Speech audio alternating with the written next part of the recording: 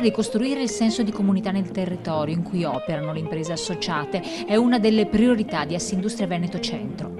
Sono 6 le diverse realtà benefiche che operano nelle province di Padova e Treviso ogni giorno, accanto a chi si trova nel bisogno o in situazioni di difficoltà, a cui Assindustria Veneto Centro ha dedicato il Gran Galà di Natale, il tradizionale scambio degli auguri che la comunità degli imprenditori di Padova e Treviso, unita in Assindustria Veneto Centro, ha organizzato per giovedì 19 dicembre negli spazi di Padova Fiere. Vogliamo dire che prima che imprenditori, noi siamo cittadini del nostro territorio e vogliamo bene al nostro territorio.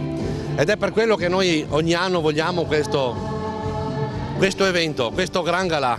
È giusto far festa, ma allo stesso momento è giusto anche pensare che tutti devono poter far festa. Ed è quindi, non è tanto la solidarietà, nel senso quanto raccogliamo, quella magari è la domanda, 1.000 euro, 10.000, no, non è questo. È la connessione che noi vogliamo.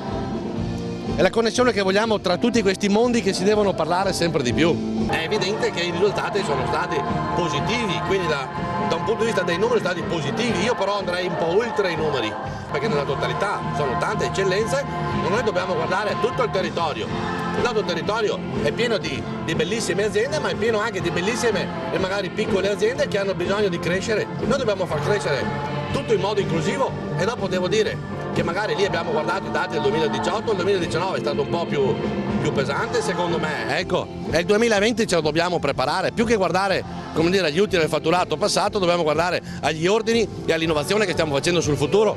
Una serata riservata agli associati di Padova e di Treviso e alle loro famiglie, con oltre 700 imprenditori, per sottolineare il valore di stare insieme, lo spirito di appartenenza e la consapevolezza del valore sociale dell'impresa e risaldare i legami di condivisione e responsabilità verso il territorio attraverso gesti concreti di solidarietà, momento di festa ma anche di riflessione, impegno e vicinanza verso chi si trova in situazioni di difficoltà. È tempo di bilanci perché siamo arrivati a fine anno, diciamo che il nostro lavoro è stato un lavoro importante come associazione e anche come Confindustria nel gestire e nel cercare insomma di minimizzare o quantomeno di difendere quelle che sono le istanze delle imprese e quelle che sono le loro necessità. La finanziaria avrà effettivamente il suo sviluppo nell'anno 2020. Al di là della manovra vera e propria, quello che effettivamente ci convince bene è questo clima anti-industria ed anti-impresa ed è proprio il sottostante, la base sulla quale poi è stata costruita la manovra, perciò andrà ad impattare su diverse imprese e diversi settori.